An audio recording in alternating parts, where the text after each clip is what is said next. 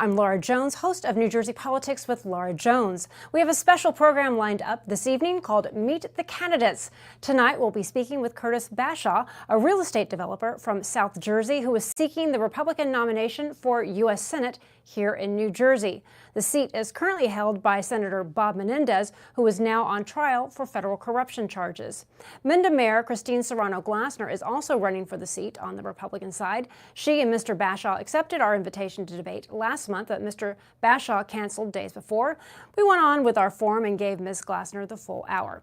Now, the winner of June's primary election will go on the Republican side, will go on to compete in November's general election. Congressman Andy Kim is the presumptive nominee on the Democratic side.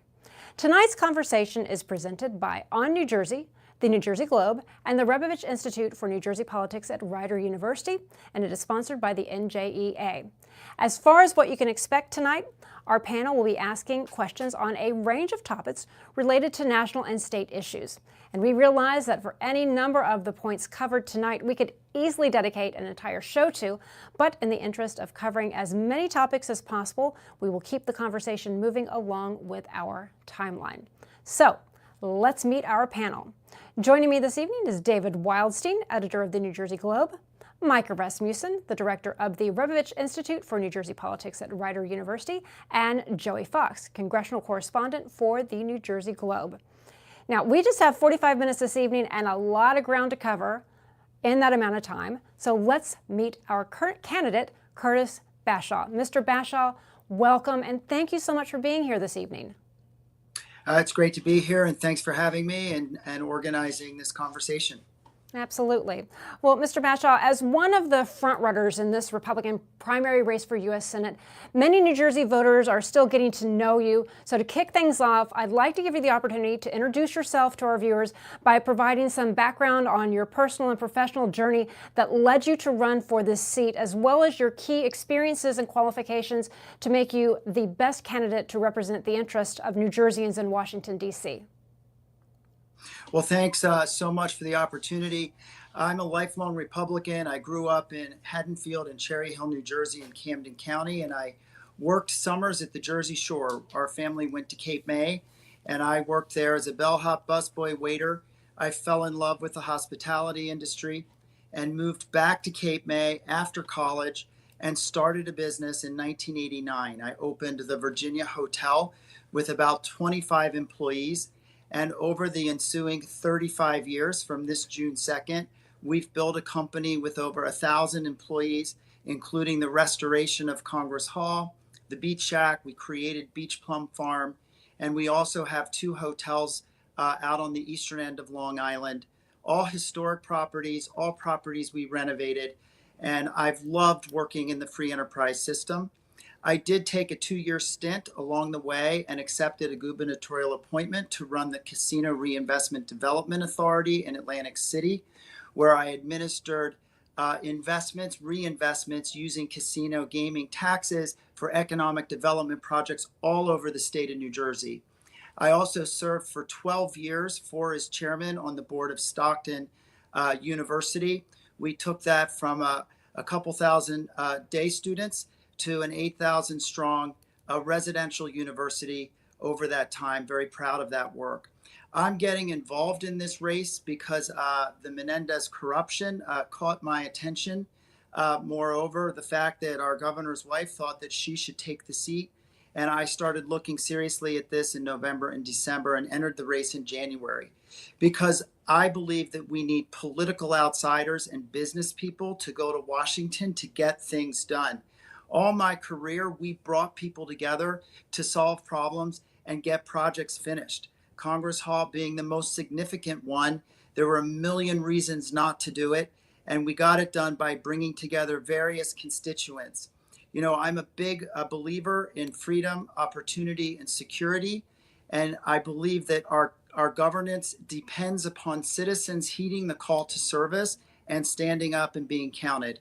So I think that, you know, the soul of our nation is at risk right now. There's a lot of issues affecting New Jerseyans, and I want to go to the Senate to help solve problems for all New Jerseyans and make them feel secure and like there's a future and a promise for our state and our country. The debates are a cornerstone of American democracy, and here in New Jersey, major candidates for governor and even lieutenant governor are statutorily required to debate. Now, you accepted our invitation to debate, then were declined just days before with Christine Serrano-Glassner. So I want to ask you, if you are the Republican nominee for U.S. Senate, would you find it acceptable if Andy Kim refused to debate you? I think people have made choices about this. In our situation, there was a seismic shift in our race when Tammy Murphy exited the race and gave the presumptive nomination to Andy Kim. The Democrats consolidated so they could focus on the general election. We had been calling for unity all along in our primary convention process, with all candidates saying that Republicans needed to work together if we're going to take back this Senate seat. And when that happened, one of my main opponents, Alex Sedan, immediately called for unity, stepped out of the race, and endorsed us. Mind you, we had been through a convention process of 19 county conventions. I attended every single one of those conventions and made our case to duly elected committee people, and we won 14 of those. We were the front runner, and we felt it was in the best interest. With a far left-leaning candidate on the Democratic side, I didn't think it was productive for us to be having a divisive debate on the Republican side when we need unity to beat the Democrats in November, Yes. excuse me. Well, just to follow up on that, if she were available then and our panel were available, would you make yourself available to debate Christine Serrano-Glassner? I mean, the June 4th is a primary. Would you debate her? We have 15 days to complete this primary. We're doing numerous events. We are talking to New Jersey voters constantly. We did it in the convention process. We've been to over 125 events, meet and greets, diner stops all over the state. We have a packed schedule to meet with voters. We end those meetings with Q&As. We're answering questions to voters and getting to know the voters of New Jersey, and we're going to continue to do that through this primary. All right. David Wildstein, we're going to go over to you for some of your questions. As you know, abortion is one of the key issues in New Jersey and across the country for Democrats and for Republicans. Do you consider yourself to be pro-choice or pro-life? I'll answer that question. I believe the government shouldn't be coming into our homes and our families and telling us what to do. I think abortion should be safe, legal, and rare. I support the Dobbs decision in part because I believe that government regulations are best managed as close as possible to the citizens. And so I'm not for a federal abortion ban. I think democracy is working itself out in our country. This is a settled situation in New Jersey. It's a pretty extreme view, but I'm comfortable and letting people make their own decisions about these personal issues. They should be left to the home and not adjudicated by the government. And you said you supported the Dobbs decision. Would you have supported the judges nominated by former President Trump? Had you been in the Senate, voted to confirm those three judges that made this decision possible? I wasn't there to adjudicate those hearings, but I believe that, that process has happened and those judges are appointed and they're sitting on the bench with other duly nominated and processed judges. And I'm not here to Monday morning quarterback that decision. But what about going forward? If you're in the United States Senate and a president, whether it's Joe Biden or Donald Trump, makes a future nomination to the U.S. Supreme Court, what are you going to look for when you sit down with a potential justice? If you have a chance to ask that person questions, what are you going to ask them? What do you want to know about that person before you vote to confirm their nomination? I want to know that they're a competent judge, that they're fair, and that they're not going to legislate from the bench, but they're going to adjudicate the laws of the land and make fair and honest decisions. That's what I would look for.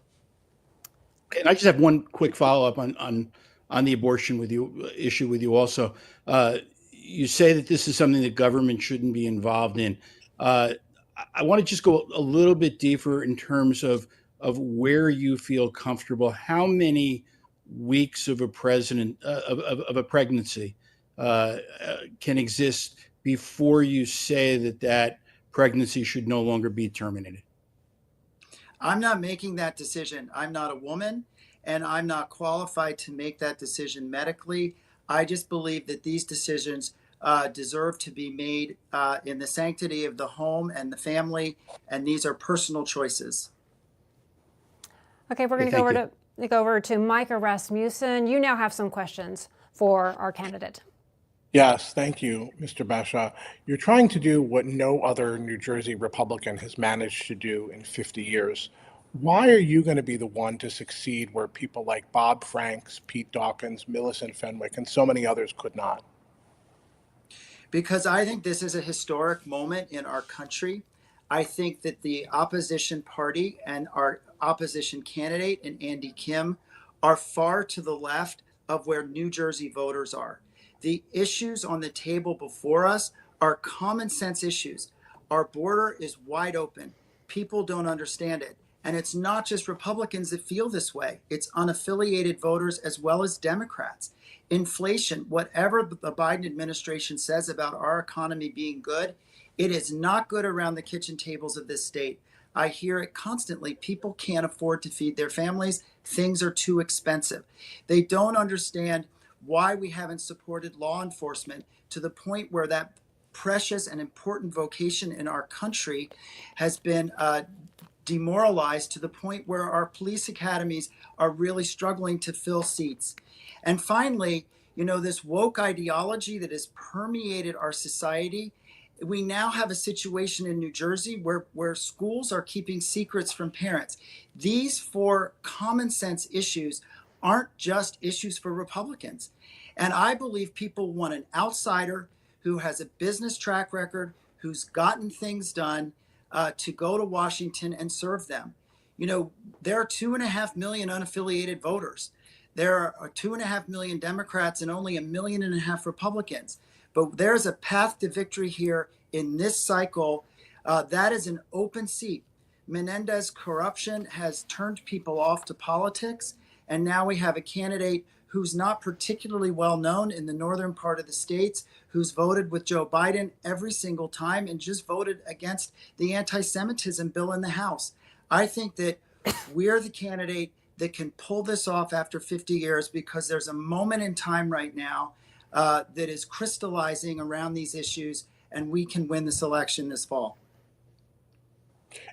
So today, Chris Russell and Mike Duhame both told Politico that to be successful in New Jersey, they think that you'll need to be both bigger than the national Republican brand and more local at the same time. So my question is, how are you going to be bigger than the national brand, and how are you going to be more local than the national brand? Well, I'm a Jersey guy. I lived in Camden County, Cape May counties where my home is. My mom and sisters live in Bergen County. We lived in Mercer County. We've been all over the state for my entire life, and I feel like I know and love New Jersey. I am a local guy, 100%. And as it relates to being bigger than the national issue, I'm a New Jersey Republican. I'm Curtis Bashaw. I'm here to work for the people of our state. We only get 75 cents on the dollar back from what we send to Washington. We rank number 3 or 4 in what we contribute to the federal government, and we're like 49th in what we get back. That needs to be fixed. We need people to go there and get things done. I think that our track record speaks for itself, and we have a real shot here to do this, and that's why we're doing it. We're doing it to win.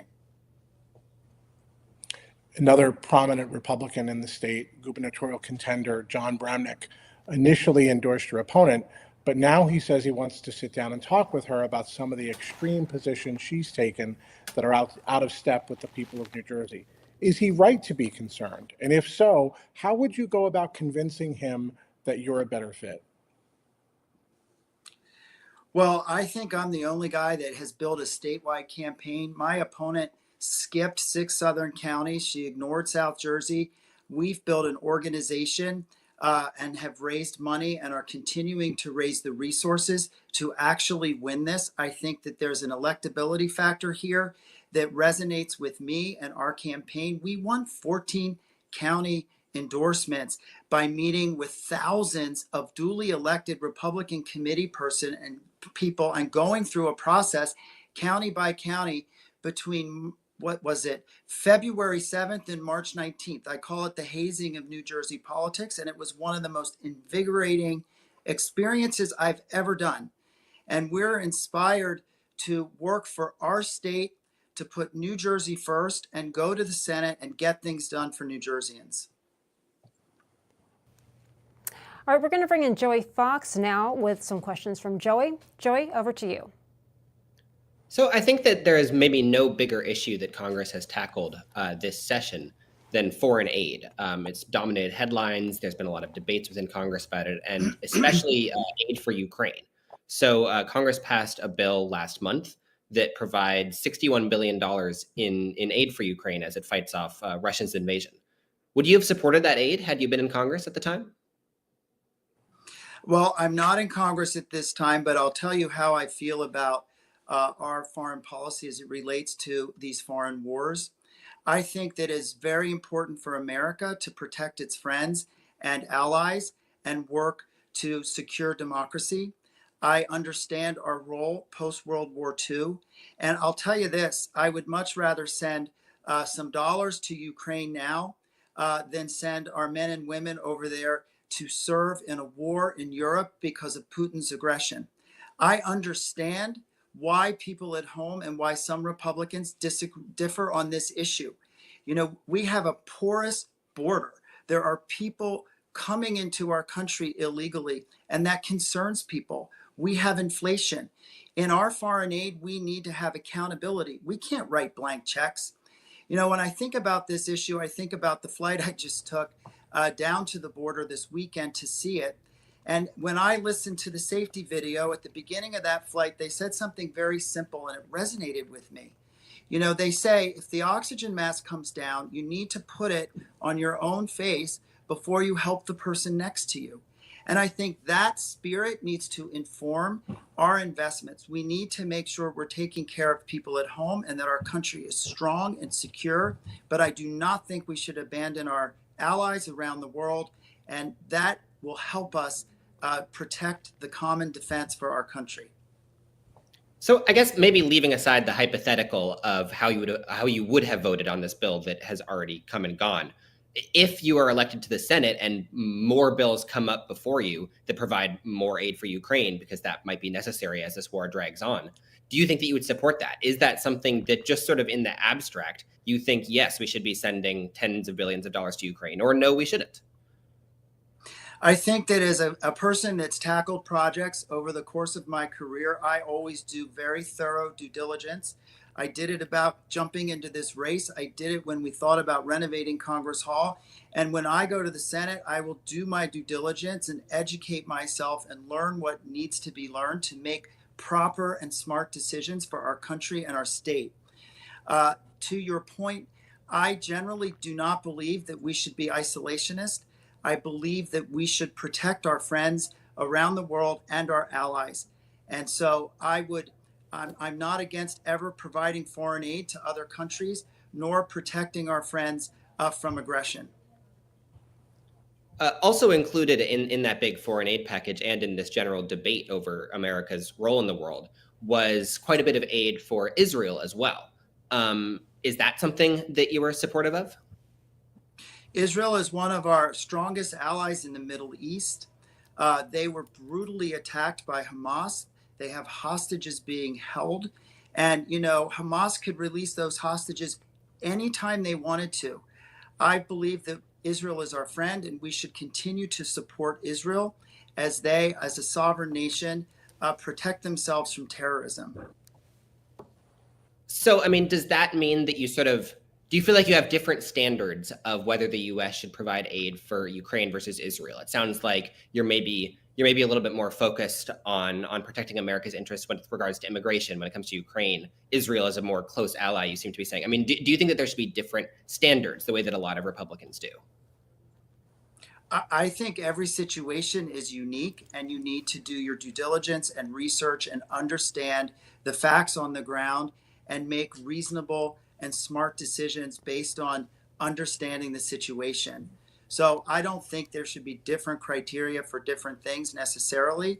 I just think that we have to make sure we're protecting our country's interest first and foremost, and we need to be loyal to our friends and a reliable partner on the world stage. Mr. Bashaw, if you are elected, you would be New Jersey's first openly gay senator. The national GOP has an agenda that isn't necessarily gay friendly. You have a number of U.S. senators who are opposed to even you and your husband being married. And I'm just wondering, how do you feel about that? Listen, I think we try to put people in boxes too much. I'm Curtis Bashaw, first and foremost. I'm a lifelong Republican and work within my party to press for values that I think are important. I'm married to my husband, and I'm a business guy. I run hotels and restaurants. On the side, I do a farm. You know, I think the Republican Party is becoming a bigger and bigger tent, and I think that our campaign will help do that in this state. I believe that, you know, the marriage equality decision that happened by the Supreme Court is settled law. I don't think that's going to be overturned. I'm not losing sleep over my ability to stay married to my husband. And I think that as time marches on, people in this country are tired of being told what to do in their homes and in their lives. They want government. More government equals less freedom. And I think, as I said earlier in this conversation, I think that we need to reclaim those core values. Life, liberty, and the pursuit of happiness is in the Declaration. The Constitution talks about general welfare, common defense, domestic tranquility. I want to be able to go to my home and live as I see fit according to our laws. And I want to be able to prosper, be with my friends and family. And if I don't want to be told what to do, I don't think I should be telling other people what to do. And I think Americans are in that place right now, and New Jerseyans, and they want to let the air out of the hostility on these social issues and work together, live together, and enjoy the freedoms that we have as a society. Immigration reform is a contentious issue, even from within the party. And I'm wondering, what is your position on legal immigration levels and criteria for employment-based visas? Listen, we are a land of immigrants. I think part of the stickiness of the debate that we've had as a nation over many, many decades is that we've conflated border security and immigration issues. Number one, I think we just need to secure the border.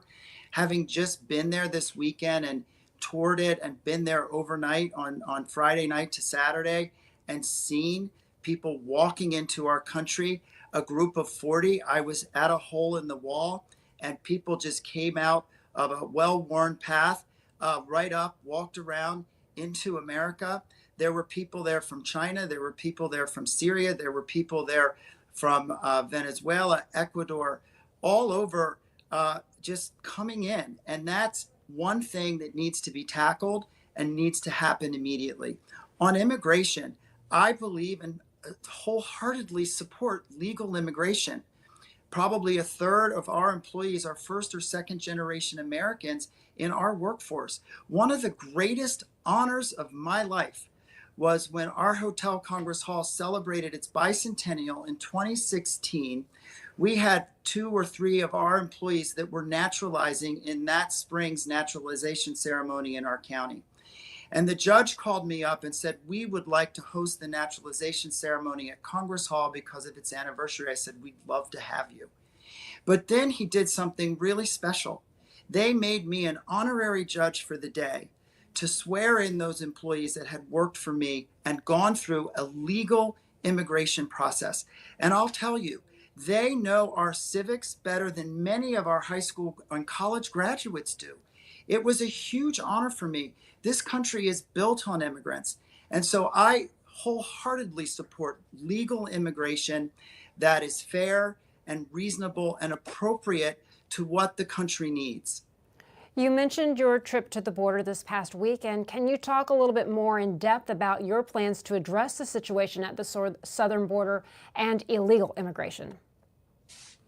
I believe we need to close the border to illegal immigration. We need to secure the border. We were there with a couple other Senate and several congressional candidates for this November's election, and we met with border security personnel, people with experience down there. We met with a lot of people in Yuma who ran the food closet. We went to the emergency room of the hospital and learned of the fact that they have $26 million of unreimbursable bills. We met with the group helping to coordinate transportation.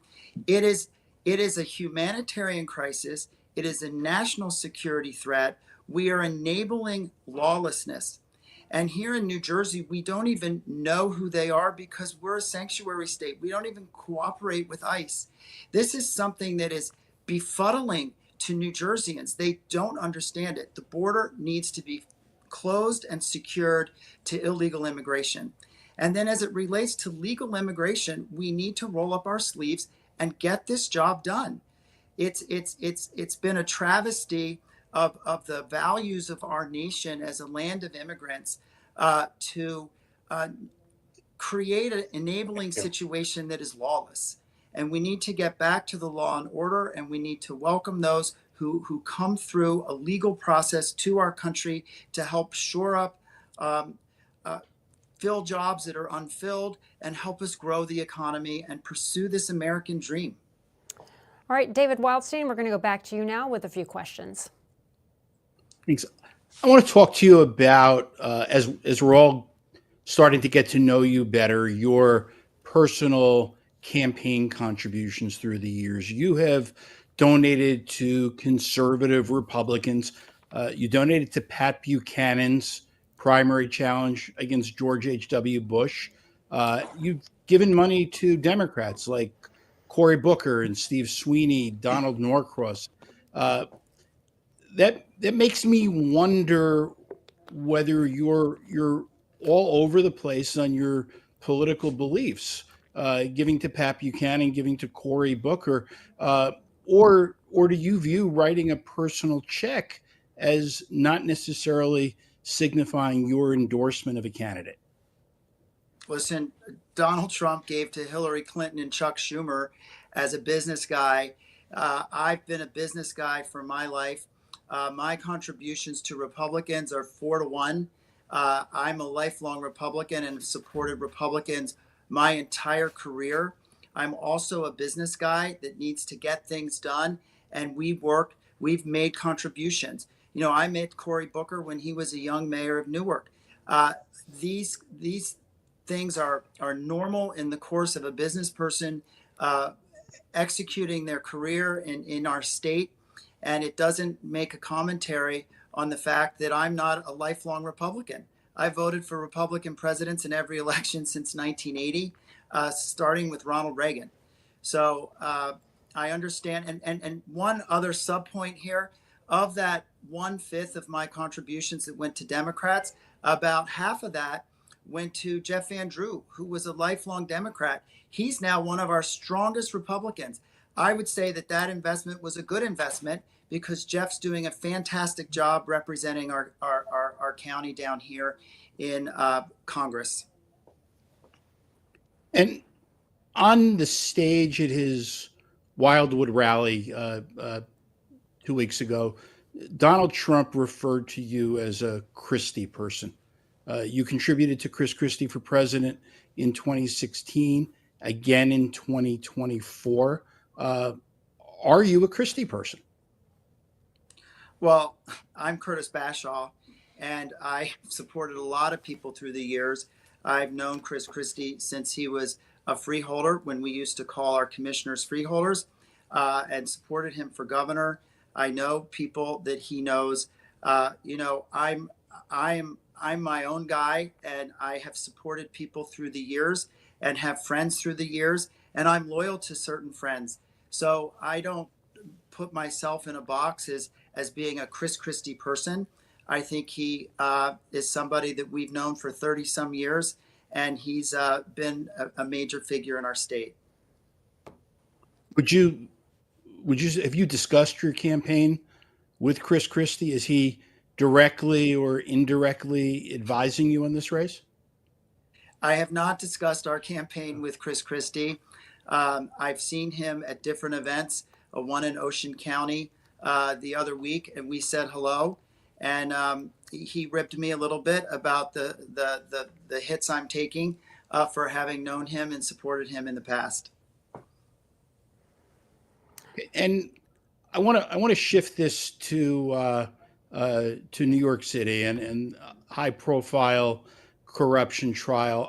I realize none of us, except for 12 people in the jury box, we haven't heard everything, but we all see things and we read things. And you said you have you looked at Bob Menendez's indictment as a reason why you thought you should run for the U.S. Senate. Do you think Bob Menendez is guilty? I don't know the law. It doesn't look good for him, in my opinion. I will say I really, truly believe in our judicial system in America and its core principles of due process, of innocent until proven guilty. And I think that, Bob Menendez has become an embarrassment to our Senate in the corruption that is alleged.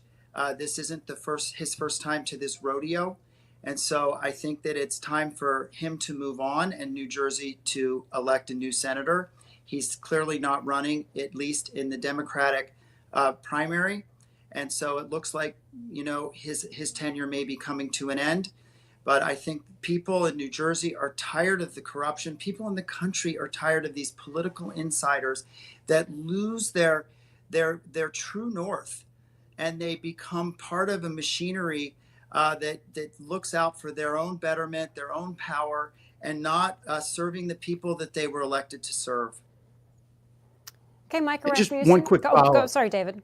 Yeah, I'm sorry. Just one quick follow-up. What about Donald Trump, specifically on the charges that he's facing in New York? Do you believe him to be innocent or guilty? Again, these are being adjudicated by jurors who are working really hard to understand the facts on the ground here. I think that, these 4 trials, there's a lot been going on with Donald Trump. I think it's very important for our faith in our judiciary to believe that judiciary is blind, the statutes that represent it.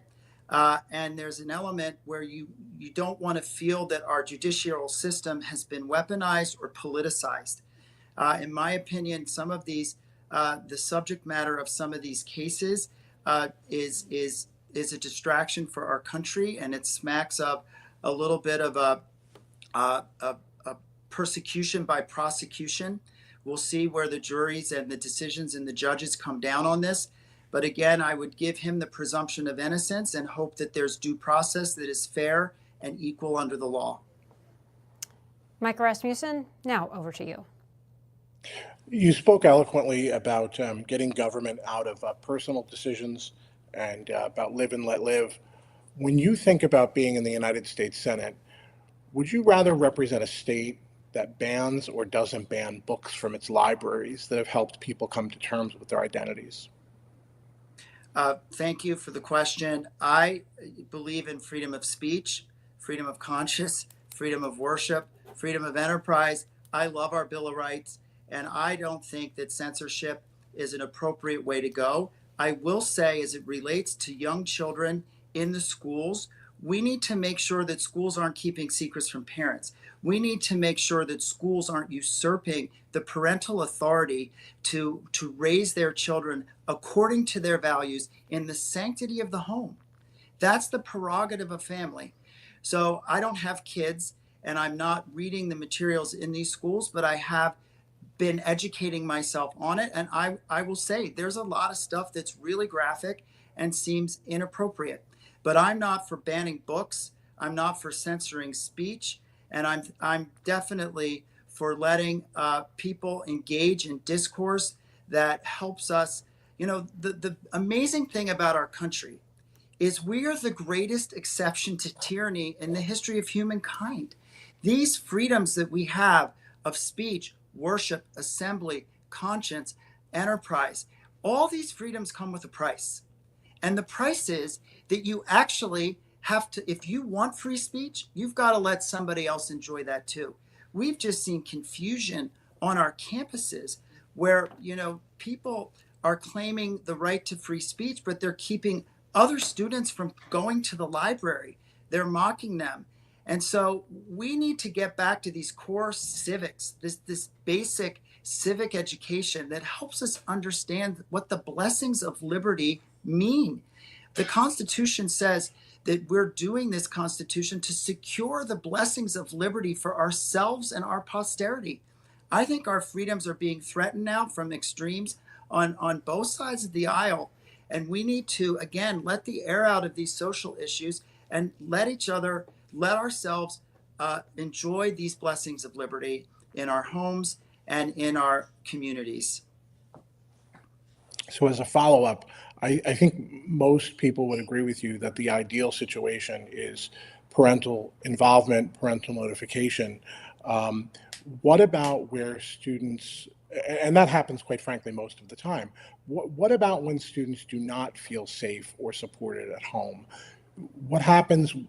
What should happen then with regard to schools and school districts? Well, I think we have a lot of social services that are there to protect children, and we need to use those laws that are on the books. What I don't think we should be doing is, because there may be a few parents that treat their children in a way that makes them feel unsafe, that doesn't mean that you need to assume that every parent isn't going to love their children in a crisis.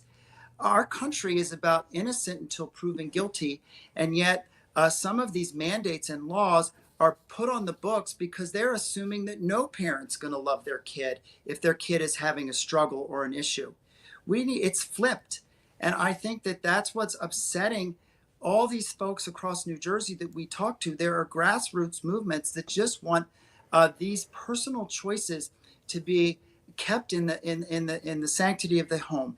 And if a child's abused physically or from a nourishment standpoint, we have social services organizations that will step in.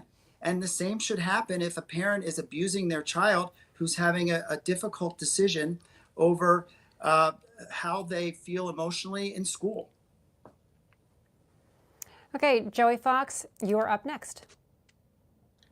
Obviously, we are now in the thick of the 2024 election, but I think that there is a certain segment of the Republican Party that hasn't really fully moved on from the 2020 election.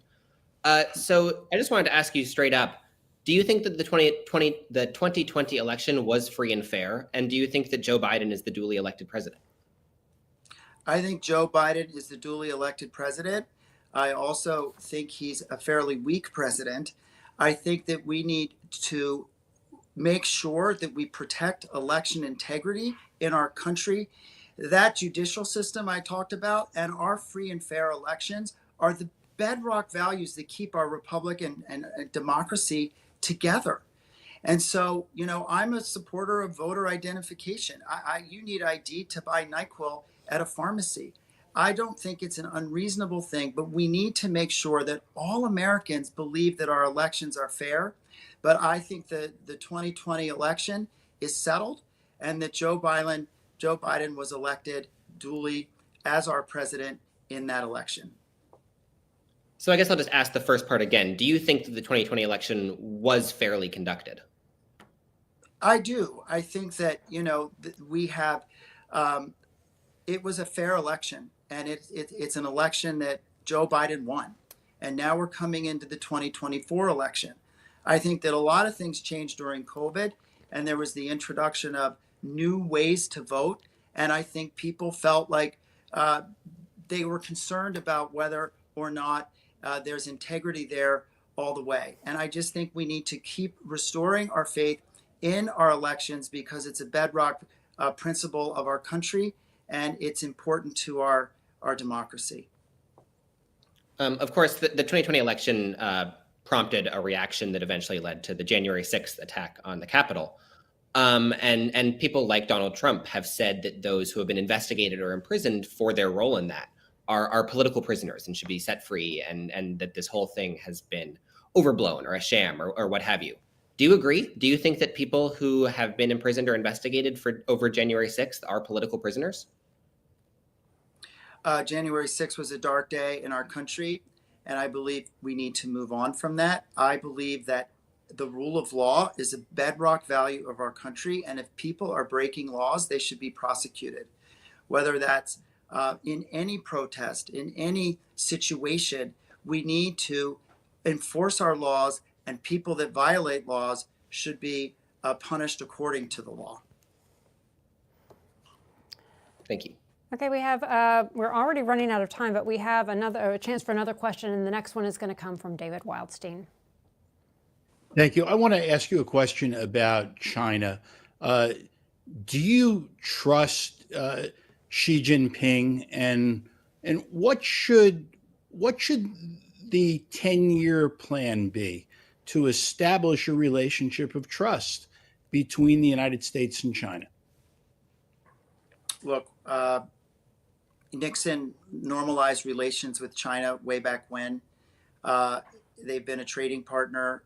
There's a lot going on there that is concerning to a lot of Americans, not only in the way they are coming into our country, buying up resources, spying on us. I think there's a real breach of trust in that relationship, and we need to look at it skeptically. I do believe that there's a lot going on between Russia and China and Iran that's concerning to me as it relates to our country's safety and security. And I think that, we need, and COVID taught us, these supply chains, the dependencies on other cultures, we need to make more stuff in America. We need to make sure that we are taking care of our country and that we have the security of being able to self-sustain ourselves. I would look at these relationships skeptically, and you need to trust but verify, or actually, it's a dicey relationship, and we need to be very mindful of it, and we need to make sure that we're putting American interests first and taking care of the security of our nation. Well, our panel question and answer time is already complete, and with that, we are going to be giving you, Mr. Bashaw, 2 minutes for a closing statement before we wrap up our conversation with the candidate. Well, time certainly flew by there. Thank you very much for your questions, and I've enjoyed our conversation. I got into this thing because I believe in freedom, opportunity, and security. As a job creator, there's no better social program than a job. I work for the 1,000 people that work for me, and together we create a microeconomy in our county that takes care of hundreds and hundreds of car payments, mortgage payments, rent payments, birthday parties, Christmas presents. I love free enterprise, and it makes me sad that these one-size-fits-all regulations come into stifling small business, stifling innovation. I want to unshackle small business from overregulation. Those are the frontline people of our economy. Our opponent, Andy Kim, he talks about in certain meet and greets he's had, making sure businesses pay their fair share. That is so condescending to business. It's presuming that most business people aren't fair. These small businesses are the front lines of the economy. Andy Kim's never made a payroll in his life. He's never signed the front side of a payroll check. He hasn't created jobs, and he has some divine knowledge of what fair is. I so believe in our flag in New Jersey. What does it say? Liberty and prosperity. I believe they are inextricably linked. Without liberty, we will not prosper as a nation or as a state. So I'm big on this business background that I have and taking that to Washington to get things done for New Jerseyans. I also, as we've talked about, I'm a big freedom guy. I believe that the government, that more government equals less freedom. And we need to restore the security and safety of our homes. We need to close this border. We need to support police. New Jerseyans are hungry for us to tackle inflation. You can't spend your way into prosperity. That will take you into bankruptcy. We have to slow down this government spending, and we need to grow the economy. This is how we fix things, not grandstanding in Washington, everybody looking for their sound bites on their Twitter and social media feeds. We need people to go there and get things done. I love this state. I've loved getting to know this state. And I believe I'm the only candidate in this primary that can win the general election in November. That's the prize here. That's why we went to all 19 conventions, including the ones we knew we were likely to lose. But we did that so we would get to know New Jerseyans. We have friends all over the state. We want people to vote for us on June 4th and make this a decisive victory in the primary so we can get on and expose Andy Kim for the liberal that he is and restore this Republican seat to our party, the Senate seat, for the first time in 50 years. You know, people tell me it's impossible. I say, if not now, when? It is time for us to save this state and take this seat back, and we're fired up to do it. And that concludes our conversation with the candidate. I'd like to thank Curtis Bashaw for his time and responses. Also, thank you to our panelists, David Wildstein, Micah Rasmussen, and Joey Fox. Thank you also to the New Jersey Globe, On New Jersey, and the Rebovich Institute for New Jersey Politics at Rider University for producing this special. And thanks to C-SPAN for airing it, and to the NJEA for sponsoring our conversation. I'm Laura Jones, and remember, primary election day in New Jersey is June 4th. You can head over to onnj.com if you'd like to see this special again. We thank you so much for watching.